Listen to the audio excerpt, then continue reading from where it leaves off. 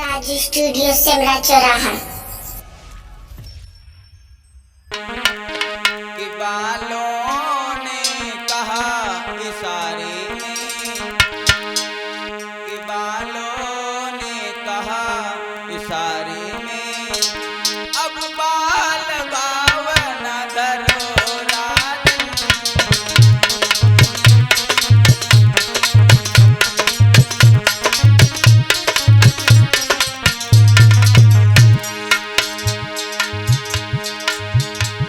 बालों ने कहा इशारे में,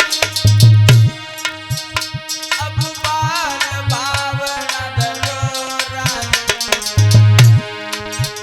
है बाल बाल के साथ कालन, बालन को ख्याल करो राजन।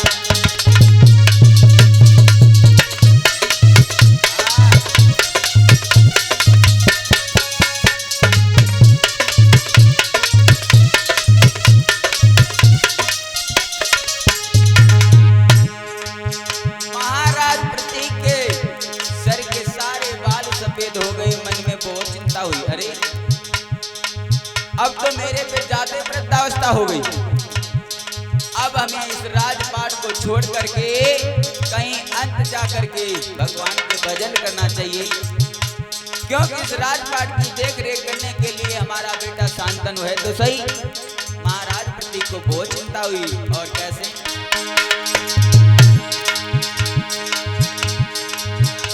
कछु चिंता पई उनके मन में, बेटा को पास बुलायो है। चौथे पन में उनके ऊपर जिस समय बुढ़ापो आयो है।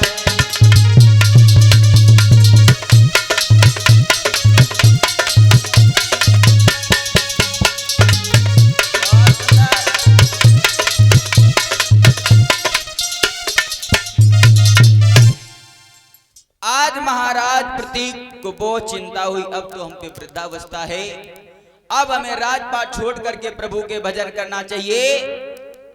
आज महाराज प्रतीक ने अपने बेटा शांतन को पास में बुलाया और बुला करके कहा है, बेटा एक मेरी बात सुनो। हाँ पिताश्री, अब मेरे ऊपर वृद्धावस्था है, अब ये हम पे राजपाट नहीं देखा जाता, अब मेरी उम्र नहीं रही। ऐसा करो मेरे लाल, इस राजपाट की देखभाल आप खुद ही संभालो। महाराज शांतनु कहने लगे, पिताश्री आप ये क्या कह रहे हो? हाँ मेरे लाल, इस राजपाट की देखभाल अब तुम करो, अब हम प्रभु के भजन करेंगे, अब हमसे कुछ नहीं होता। और उसी समय महाराज शांतनु ने क्या किया, अपने सर का मुकुट उतार करके अपने बेटा शांतनु के शीश पे उतार कर रख दिया और कहा है, मेरे लाल एक बात याद रखना, क्या कि राजाओं में 14 दोष हुआ करते हैं मेरे लाल, कहीं उनमें से मत फंस जाना। आज महाराज प्रतीक समझा के कहने लगे, क्या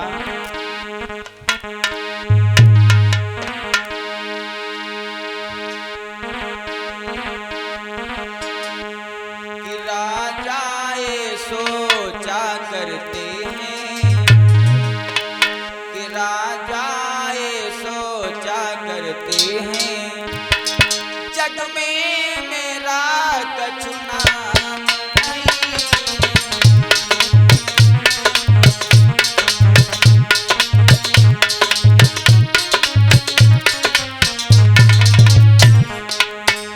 बेटा राजाओं में 14 दोष हुआ करते हैं मेरे लाल, कभी उन दोषों में से मत फंस जाना, क्योंकि राजा ये सोचा करते हैं, जग में मेरा कछु नाम नहीं।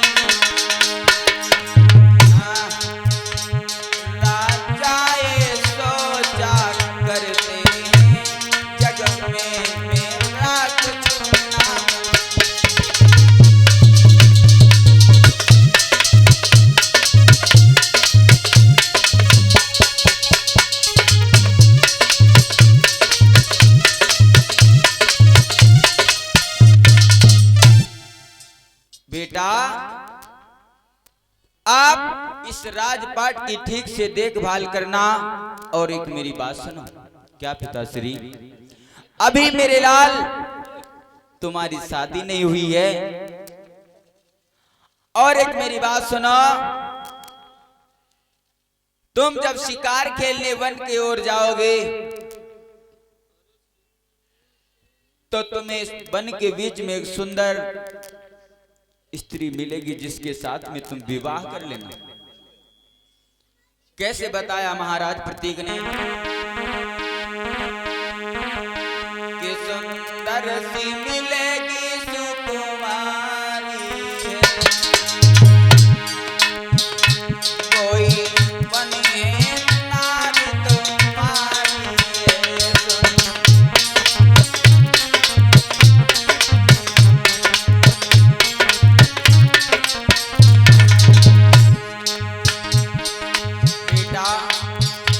वन के बीच में सुंदर एक लड़की मिलेगी जिसके साथ में तुम विवाह कर लेना।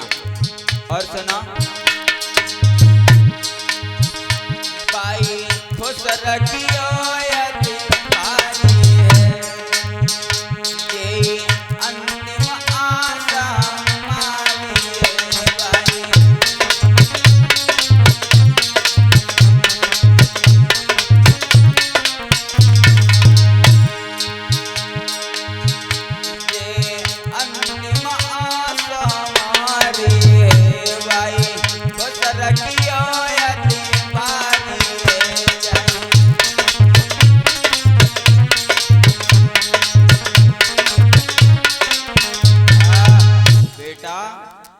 सुंदर वन के बीच में तुम्हें एक सुंदर कन्या मिलेगी जिसके साथ में विवाह कर लेना मेरे लाल।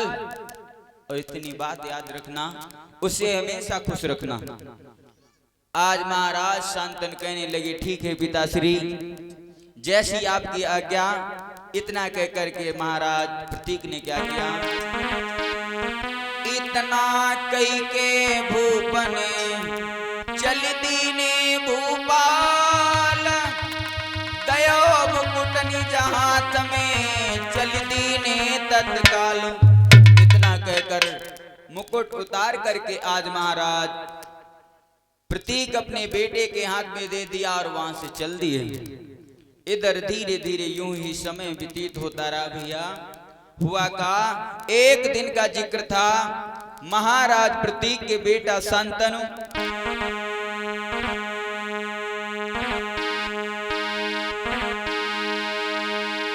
आरी खेलन चले शिकार, और अश्व पे सवार की बड़े अंगारी,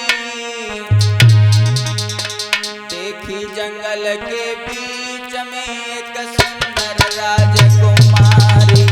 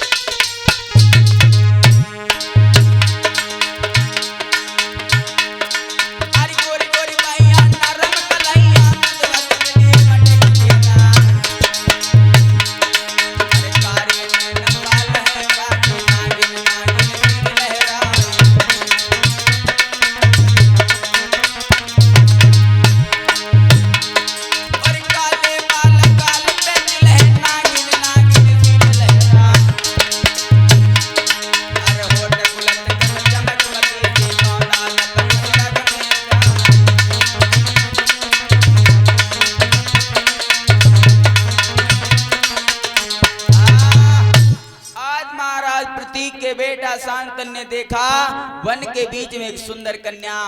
आज महाराज प्रतीक के बेटा शांतनु देखते के देखते रह गए। आज मनी मन में सोच रहे हैं कि ऐसा होता कि इसके साथ में मेरी शादी हो जाती, कितना अच्छा रहता। आज देखते ही देखते महाराज प्रतीक के बेटा शांतनु को उस कन्या से प्रेम हो गया और महाराज प्रतीक के बेटा शांतनु ने क्या किया, उसको आज अपने पास में इशारे में बुला रहे हैं। कैसे? आज इशारे में बुला रहे हैं, किस प्रकार कि वो समझ गई अपने मन में, भैया पप्पू, कि वो समझ गई अपने मन में, जटलीनों पास बुलाई है।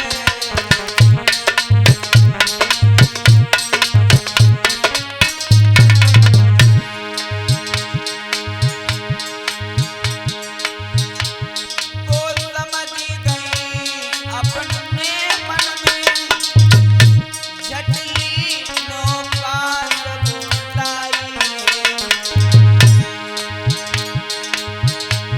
क्या चिंता मन में लगी वही, मोपे सत्य कहो समझाई।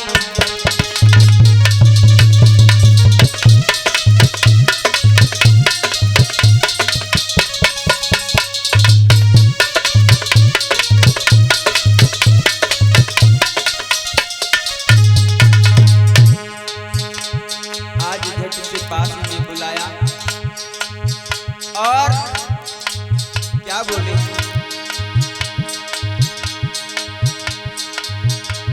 क्या चिंता भई उनके मन में, मुझे सत्य को समझाइए। वो समझ गई अपने मन में, जटलीनों पास बुलाई।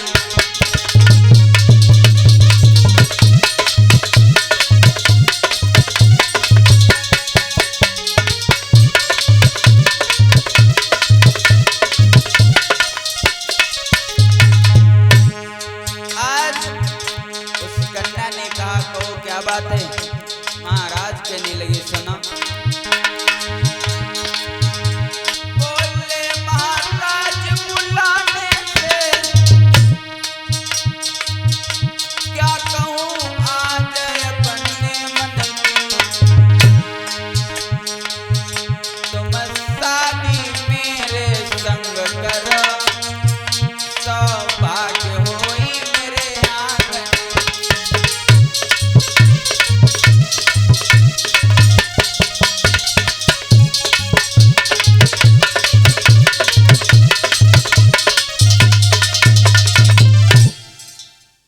महाराज प्रतीक के बेटा शांतनु कहने लगे, ऐसा करो आप हमारे साथ में शादी कर लो। महाराज प्रतीक के बेटा कह रहे मेरे साथ में शादी कर लो और मैं आपको बहुत खुश रखूंगा और मैं आपके बगैर नहीं रह सकता। महाराज प्रतीक के बेटा शांतनु बार बार निवेदन कर रहे हैं शादी के लिए। आज बार बार कहने के बाद उस लड़की ने जवाब दिया, क्या भैया, कि मैं शादी को तैयार, शर्त एक अलग हमारी है।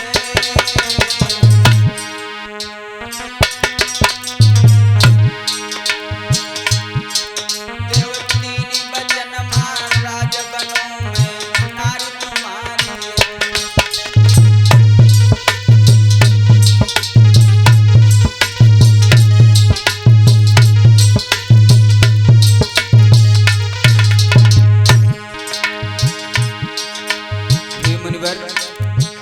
मैं शादी के लिए तो तैयार हूं, लेकिन शादी के लिए हमारी कुछ शर्तें रहेंगी।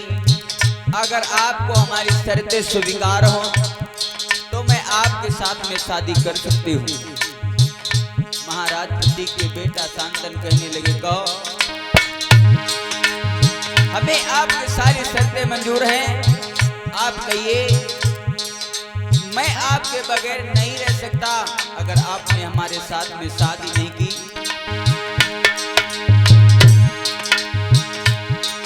मैं शादी को तैयार कर एक अलग हमारी है, जो तेरी बचन महाराज बनूं मैं नारी तुम्हारी है।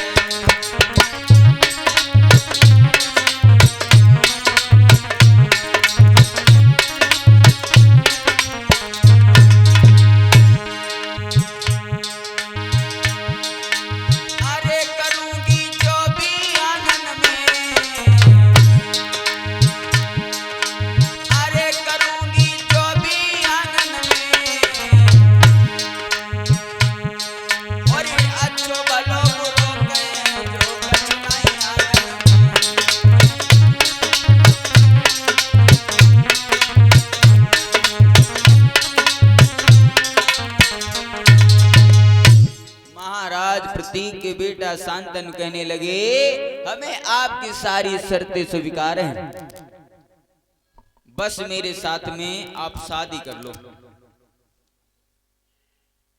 आज कहने लगे, आपकी शर्तें क्या हैं? कहने लगी कि मेरी शर्तें ये हैं, मैं घर में चाहे अच्छा करूं चाहे बुरा करूं, कभी हमें आप मना नहीं करोगे। शांतनु कहने लगे, ठीक है। और कहने लगी, दूसरी शर्त हमारी ये है, चाहे जहां मैं जाऊं चाहे जहां मैं घूमूं, आप मना नहीं करोगे। कहने लगे, ठीक है। आज जवाब दिया, मैं कुछ भी करूं लेकिन